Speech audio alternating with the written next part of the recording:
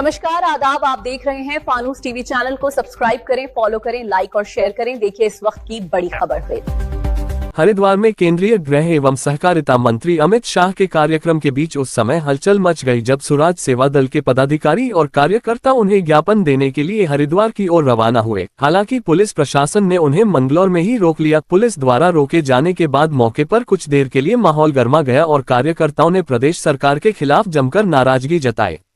स्वराज सेवा दल के पदाधिकारियों का कहना है कि उत्तराखंड में कानून व्यवस्था और प्रशासनिक व्यवस्था पूरी तरह से सवालों के घेरे में है। उन्होंने आरोप लगाया कि अंकिता भंडारी हत्याकांड, प्रदेश में बढ़ते भ्रष्टाचार और अवैध खनन जैसे गंभीर मुद्दों पर सरकार और उसके प्रतिनिधि चुप्पी साधे हुए हैं। इन तमाम मामलों को लेकर वे गृहमंत्री अमित शाह को ज्ञापन देकर हस्तक्षेप की मांग करना चाहते थे, लेकिन पुलिस प्रशासन ने उन्हें हरिद्वार जाने से पहले ही मंगलौर में रोक दिया। पदाधिकारियों ने ये भी कहा कि प्रदेश में विपक्ष की भूमिका भी कमजोर दिखाई दे रही है। ऐसे में सरकार की नीतियों और कामकाज का विरोध करने की जिम्मेदारी स्वराज सेवा दल ने अपने कंधों पर ली है।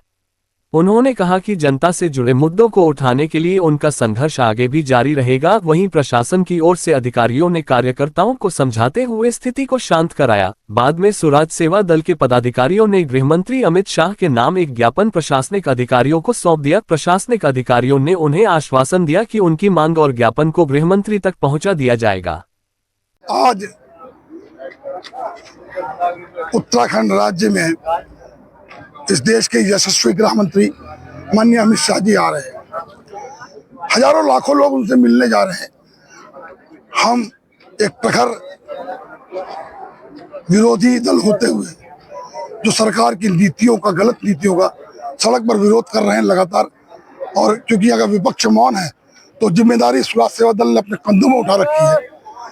हम उन्हें इस प्रदेश में उनके मुखियाओं द्वारा की जा रही कारगुजारी के बारे में बताने जा रहे थे।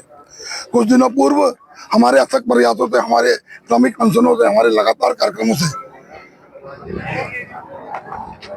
सीएम साहब ने ये घोषणा करी कि बहन अंकिता हत्याकांड में सीबीआई जांच कराई जाएगी। सीबीआई जांच में जिस वीवीआईपी का नाम आया, जो अंकिता के माता पिता ने कहा, जो आम जनों ने कहा, जो आप मीडिया जनों ने कहा, दिखाया, वो व्यक्ति अमित शाह जी के कार्यक्रम की निगरानी कर रहा है। हो सकता है कि आज वो नेता अमित शाह जी के बगल में बैठा हो, तो जिसके विरुद्ध सीबीआई जांच की संस्तुति की गई हो, वो व्यक्ति अगर देश के गृह मंत्री के बगल में बैठेगा तो क्या सीबीआई उसके खिलाफ जांच कर पाएगी? क्योंकि सीबीआई भी आखिरकार गृह मंत्रालय के अधीन होती है। दूसरी बात, खनन को लेकर एक दिन में इतनी कशर पट्टे सभी एनओसियां मिल जाती है एक ही दिन में। और इस प्रदेश की शिक्षा नीति हो, किसान की नीति नहीं बन पाई।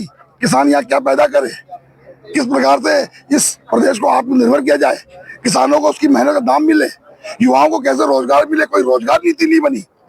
और खनन नीति बन गई, शराब नीति बन गई। खनन 5 साल के लिए दे दिया जाएगा, उसके लिए तैयार है सरकार।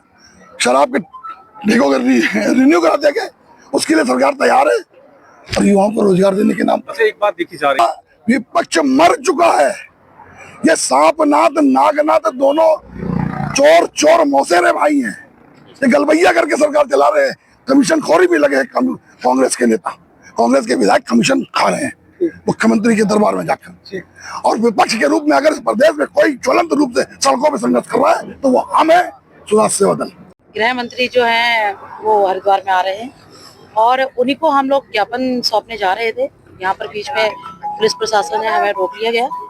जो भी हमने मुद्दे बताए हैं गौ, गंगा, गीता और खनन माफियाओं के खिलाफ और हमारे बहन अंकिता भंडारी के लिए जो इंसाफ मांगा था, वो अभी पूर्ण तरह से बिल्कुल भी नहीं हो पाया है। और जिसके खिलाफ कार्रवाई बैठाई गई थी, सीबीआई जांच की संस्तुति की गई थी, वही अमित शाह के बगल में बैठ के वहां पर राजनीति कर रहे हैं।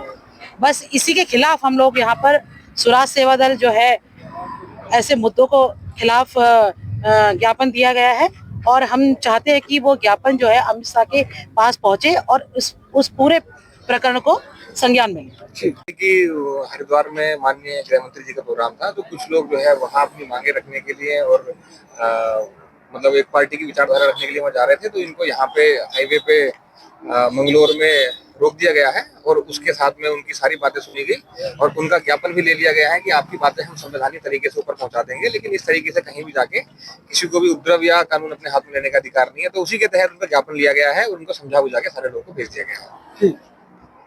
आप देख रहे थे फानूस टीवी। हर छोटी और बड़ी खबर के लिए फानूस टीवी देखते रहें। नमस्कार।